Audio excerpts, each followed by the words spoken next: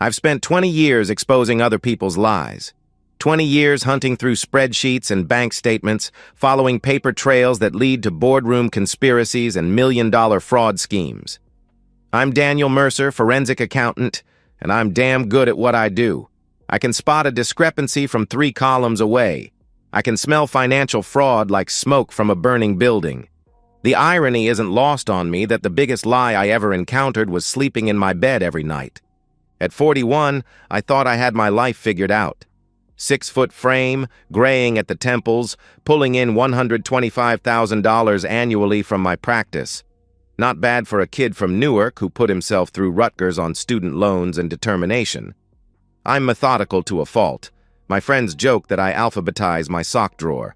When your job is finding needles in financial haystacks, organization becomes religion. I met Victoria 9 years ago at my college roommate's wedding. She was seated at table 6, wearing this emerald green dress that made her auburn hair look like fire in the candlelight. Most wedding conversations are small talk, but Victoria was different. When I mentioned I was a forensic accountant, instead of the usual glazed-over politeness, she leaned forward. "So you're like a financial detective?" she asked, genuine interest sparkling in her gray-green eyes. "Something like that," I replied. "I follow money trails to catch white-collar criminals." "That's fascinating," she responded. "I work in tech, financial software for startups. I've always been interested in how people manipulate systems." We talked for 3 hours. She asked intelligent questions about my work, shared stories about startup culture, and when she laughed at my terrible jokes, it felt real. By the end of the night, I was completely hooked. The first 5 years of our marriage were everything I'd hoped for. Victoria left her tech startup job 4 years ago after burnout. 18-hour days had left her exhausted. I was happy to support her taking time off. We had savings, my practice was growing, and honestly, I loved coming home to someone who wanted to hear about my day. We bought the Colonial House in Westfield 3 years ago. 4 bedrooms, 2-car garage, the kind of place I'd dreamed about as a kid. Victoria threw herself into making it perfect.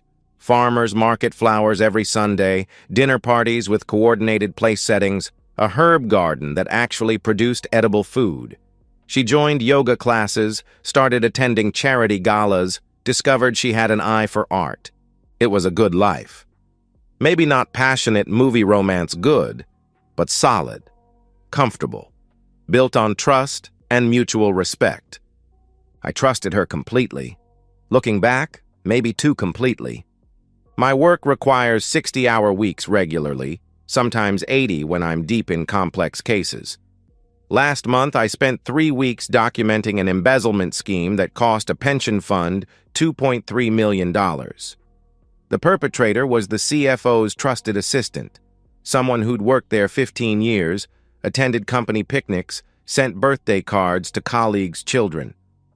The day I testified, putting her away for 7 years, I came home exhausted. Victoria was in the kitchen, uncorking a bottle of the Cabernet we saved for special occasions. "Rough day?" she asked, moving behind me to massage my shoulders. "Long day. Good outcome, though," I answered. "The jury convicted on all counts." "Of course they did," she said, kissing the top of my head. "You always catch the bad guys. That's what you do." I remember thinking how lucky I was. Someone who understood my work, who celebrated my victories, who made our house feel like home. I should have paid attention to the details. That's what I tell clients. The truth always lives in the details. The small inconsistencies, the numbers that don't add up. Victoria's phone had become permanent. She'd scroll during dinner, smile at screens in ways that never included me. When I asked who she was texting, always the same answer. "Just the girls from yoga," she would say. There were other things. Credit card charges I didn't recognize.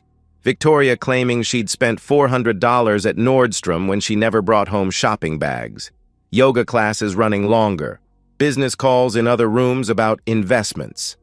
When I asked, Victoria had reasonable explanations for everything. All perfectly logical. All completely believable. All, as I would discover, complete lies. I've learned that the truth always lives in the details, the small inconsistencies, the numbers that don't add up. I just never thought I'd need to apply that principle to my own wife. I should have. The call came at 1:15 p.m. Tuesday, just as I was reviewing deposition notes. "Mr. Mercer, this is Jennifer from Lee, Blake & Associates," the voice said. "I'm calling about the Hartwell deposition scheduled for this afternoon." I switched the phone to my other ear. "What about it?" I asked. "Mr. Blake's mother was just rushed to the hospital with a heart attack," she explained. "He needs to postpone until next week. I'm so sorry for the short notice." "Of course," I replied. "I hope she's okay. Can we reschedule for Thursday?" "I'll check his calendar and get back to you," she promised. After hanging up, I stared at my cleared calendar. 3 free hours on a Tuesday afternoon, a gift I hadn't received in months. I could tackle the Bennett case or catch up on paperwork. Instead, I found myself thinking about Victoria, about that Italian restaurant on Elm Street, about the last time we'd had a spontaneous afternoon together. 20 minutes later, I was driving through our tree-lined neighborhood with an actual smile. Maybe we could take a walk through the park. Maybe we could sit on the deck and talk like we used to. I pulled into our driveway at 1:45, noting Victoria's car in its usual spot. The house looked peaceful in afternoon sunlight. Freshly painted shutters, rose bushes she'd planted last spring finally blooming. Home. I unlocked the front door quietly, not wanting to startle her. The house felt still, that particular quality of midday silence when everything inside is suspended in calm. That's when I heard her voice. It was drifting down from the second floor, from the direction of what we called the office, the smallest bedroom Victoria had converted into her personal space. She'd claimed she used it for online art courses and yoga videos. Her voice had a tone I recognized, intimate, conspiratorial, excited. The way she used to sound when she'd call me with gossip or when she'd plan surprise weekend trips. Except I was standing in our foyer, and she clearly wasn't talking to me. "Derek, I'm serious," she said into the phone. "He has no idea." I froze at the bottom of the stairs. My forensic training kicked in automatically. Don't react, don't move, observe and record everything. 20 years of listening to executives confess to embezzlement had taught me the value of staying invisible when people reveal secrets. "I've been moving small amounts for months now," Victoria continued. "By the time he notices anything, we'll be long gone." The words hit me like physical blows. Moving money, small amounts, long gone. "The accounts are structured perfectly," she went on. "Everything's in my name but tied to his assets. When the final transfer's complete, he'll be on the hook for all of it." I pressed my back against the wall, heart hammering. Accounts, assets, transfers. This wasn't an affair. This was something worse. "Yes, baby. I know it's risky, but I've been so careful," she continued, her voice turning softer. "The shell company, the credit cards, the offshore accounts, it's all documented as his business dealings." Shell company, credit cards, offshore accounts, 20 years of investigating financial fraud, and my wife was describing textbook identity theft and money laundering, using my name, my assets. "I love you too," she said tenderly. "Just 8 more weeks, then we disappear, and Daniel gets to explain everything to the IRS." She laughed. Actually laughed. "See you Thursday at the usual place," she concluded. I heard a kiss blown into the phone. I stood paralyzed for 30 seconds. My training screamed at me to keep listening, but my emotions were a hurricane of shock and rage. I backed out quietly, got in my car, and drove to a coffee shop 3 miles away. I ordered black coffee and sat down with my laptop. I didn't call a lawyer, didn't call a friend, didn't break down. Instead, I opened a new Excel file and titled it Investigation V. Mercer. I began listing everything I knew. Victoria had been moving money. Someone named Derek. Multiple accounts. A shell company. 8 weeks timeline. I saved the file, encrypted it, backed it up to 3 secure locations. Then I went home, kissed Victoria hello, and asked about her day. That was the last genuine conversation we ever had.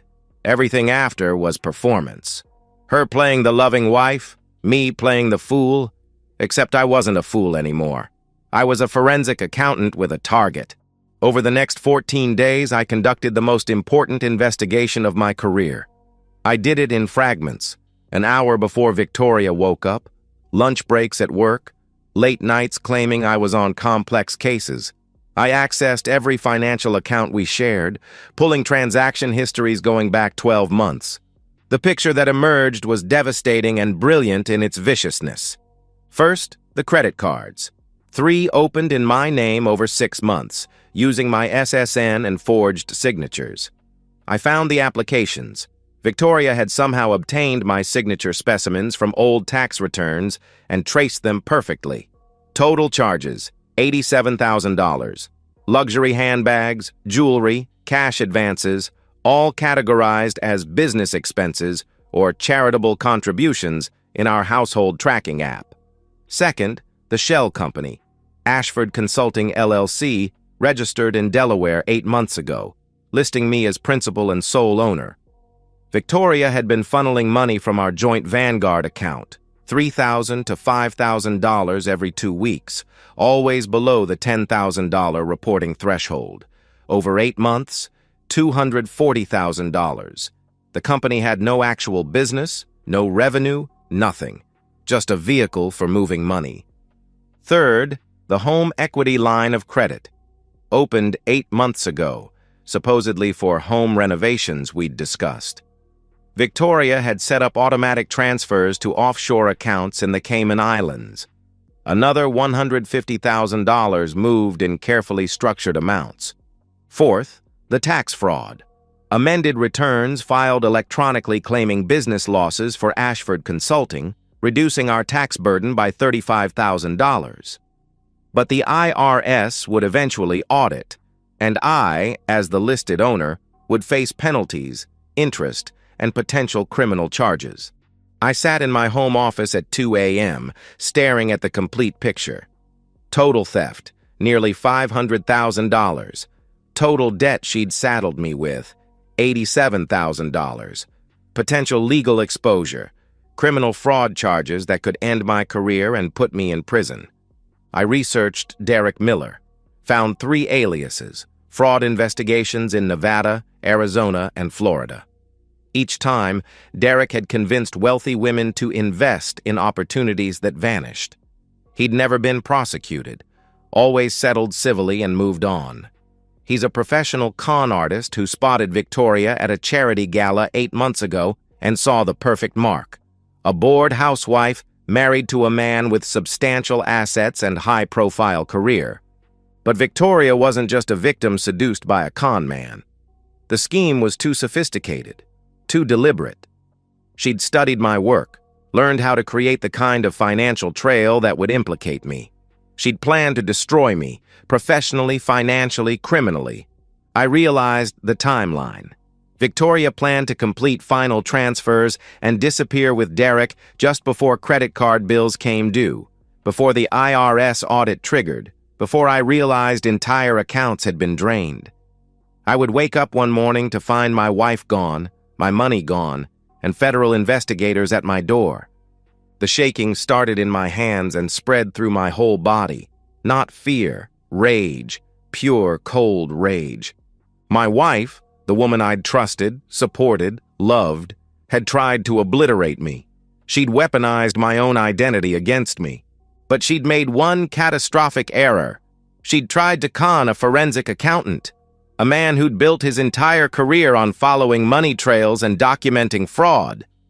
I created a master file, 127 pages of bank statements, wire transfers, forged documents, screenshots, IP logs, email evidence, everything time-stamped, cross-referenced, annotated. It's the most comprehensive fraud case file I'd ever assembled, and now I needed to decide how to use it. I could call the FBI immediately, have Victoria arrested, and let the legal system handle everything. Clean, professional, by the book. Or I could be more strategic. Victoria thought she was playing chess while I was playing checkers. She thought she was the hunter and I was the prey.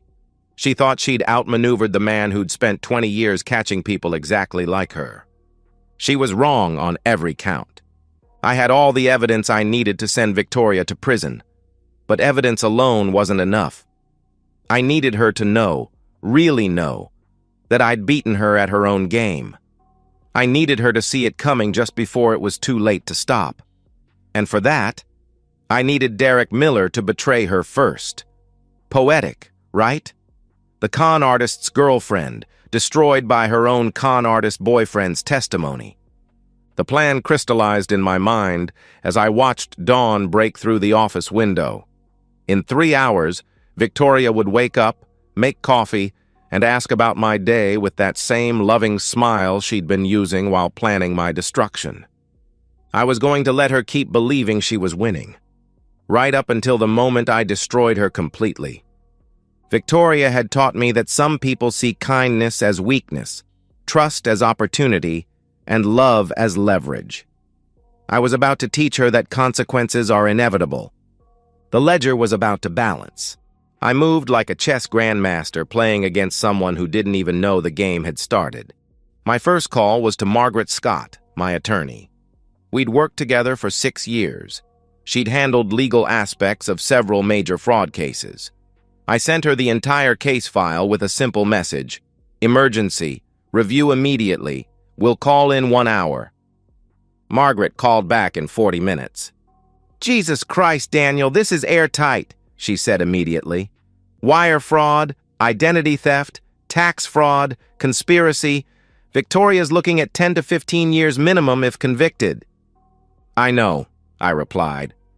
"I need divorce papers prepared immediately, and I need asset protection strategies." "Already working on it," she assured me.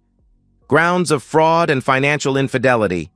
I can have preliminary papers ready by tomorrow afternoon. How much money are we talking about in vulnerable accounts?" "About $320,000 in accounts she can access," I answered. "The rest is in retirement funds or business accounts she doesn't know about." "We'll get an emergency court order to freeze the joint accounts," she said. "Once she's arrested, everything becomes evidence anyway." Next, Agent Sarah Green at FBI's Financial Crimes Division. Sarah and I had collaborated on 4 major cases over 3 years. She knew my work, trusted my analysis, understood exactly how thorough my investigations were. "Daniel? What's wrong?" "You sound like hell," she said when she answered. "I need to report multiple federal crimes, Sarah," I explained. "I'm sending you a case file right now." "Who's the target?" she asked. "My wife." Silence. Then, "Send me everything. I'll review it immediately." 20 minutes later, my phone rang. "Daniel, I've been doing this for 12 years, she said. "This is the most comprehensive financial fraud case file I've ever seen. How long did this take you?" 2 weeks, I answered. 2 weeks? She responded incredulously. "Most cases this complex take our team 6 months to develop. Your wife picked the wrong husband to steal from." "Can you move on it?" I asked. "We can move immediately," she confirmed. "Federal warrants, asset seizure, the full package. When do you want us to execute?" 1 week, I replied. "I need time to protect myself legally and set up additional security measures." "What kind of additional security measures?" she inquired.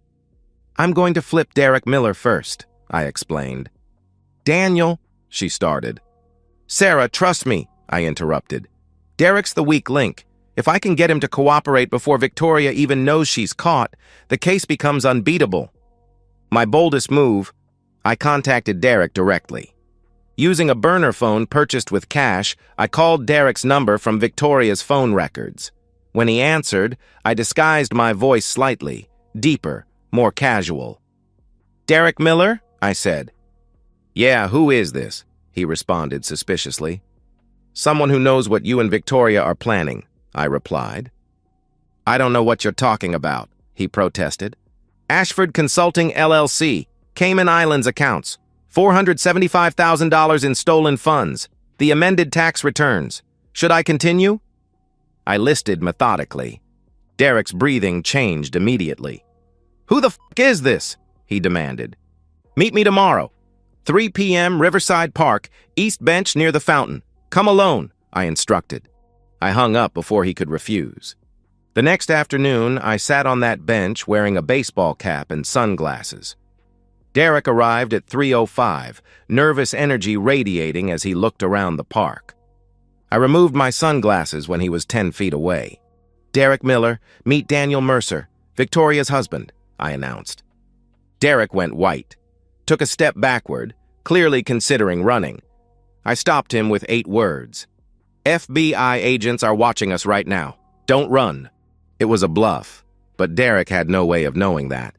I handed him a manila folder containing copies of every piece of evidence. "I've already turned this over to the FBI," I explained calmly. "Wire fraud, identity theft, conspiracy to commit financial crimes. You're looking at 10 to 15 years in federal prison." Derek opened the folder with shaking hands, flipping through page after page of documented evidence. Bank statements, wire transfers, forged documents, photos of him with Victoria. "This is impossible. How did you—" he stammered. "I'm a forensic accountant, Derek," I interrupted. "Catching financial criminals is what I do for a living. You tried to frame me for crimes I investigate professionally."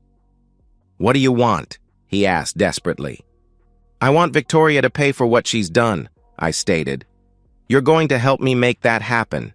"Why would I do that?" he challenged. "Because if you cooperate with the FBI, tell them everything about how Victoria orchestrated this scheme, testify against her in court, the prosecution might go easy on you," I explained. "Maybe 5 to 7 years instead of 15. Derek looked up. "And if I don't?" he asked. "Then I'll make sure you get the maximum sentence," I replied coldly. "I'll testify personally about your history of financial fraud, about how you manipulated my wife, about how you tried to destroy an innocent man's life. Federal prosecutors love me, Derek. My testimony will bury you." Derek stared at me for a long moment, calculating, weighing options, realizing he had no good choices left. "She's the one who planned all this, you know," he said finally. "The offshore accounts, the shell company, the fake tax returns. That was all Victoria." "I know," I replied. "That's why she's going to get the longer sentence." "Okay, I'll cooperate," he agreed.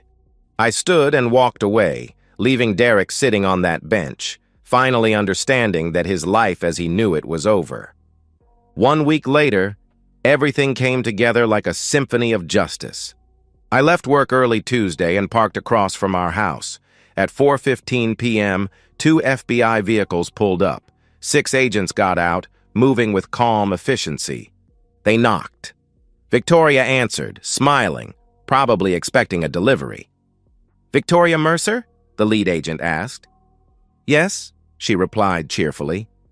"FBI, you're under arrest for wire fraud, identity theft, and conspiracy to commit financial crimes," he announced. The smile vanished. "What? No, there's some mistake," she protested. That's when she saw me. Standing across the street, leaning against my car, arms crossed, watching. "Daniel, help me, please!" she screamed.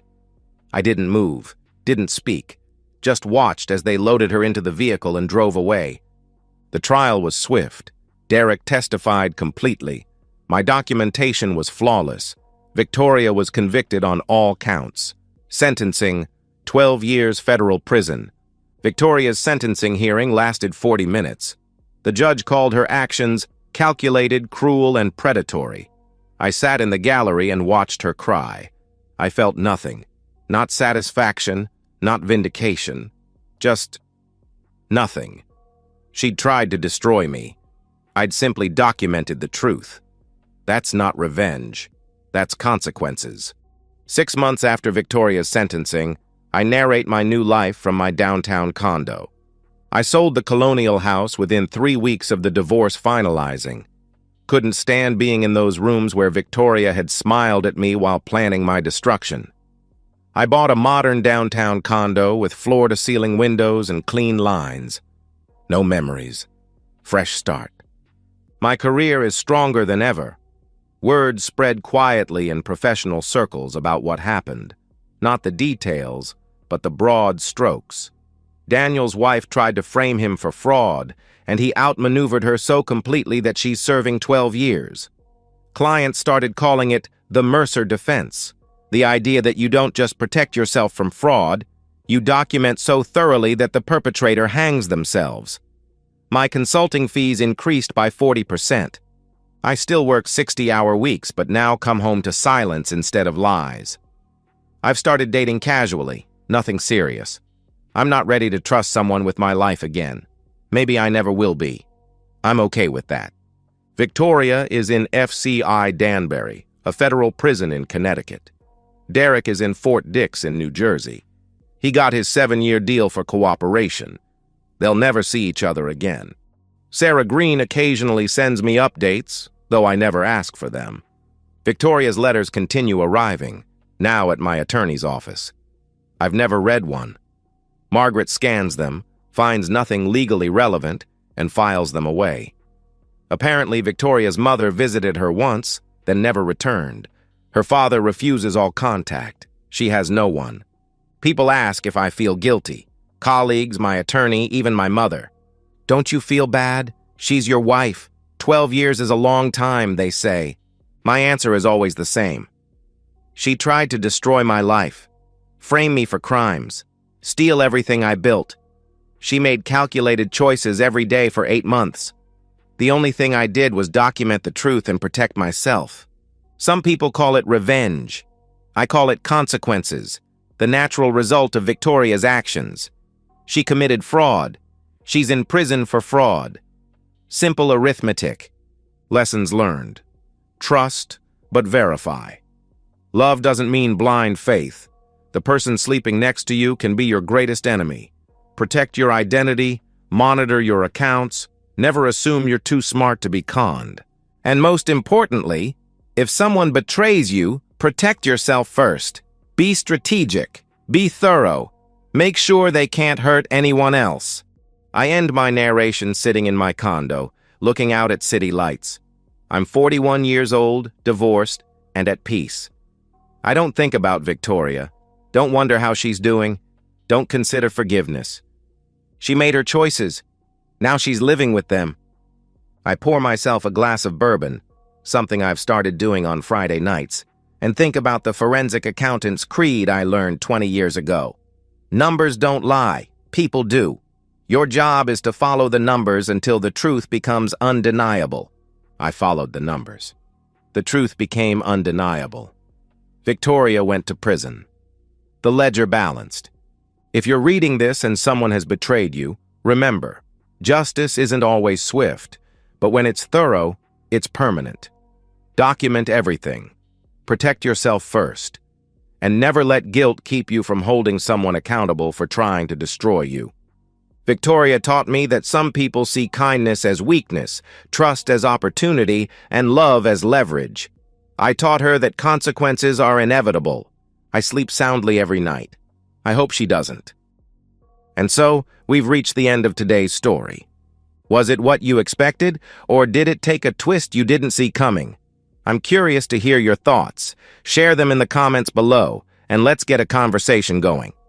If this story kept you hooked, make sure to hit that like button.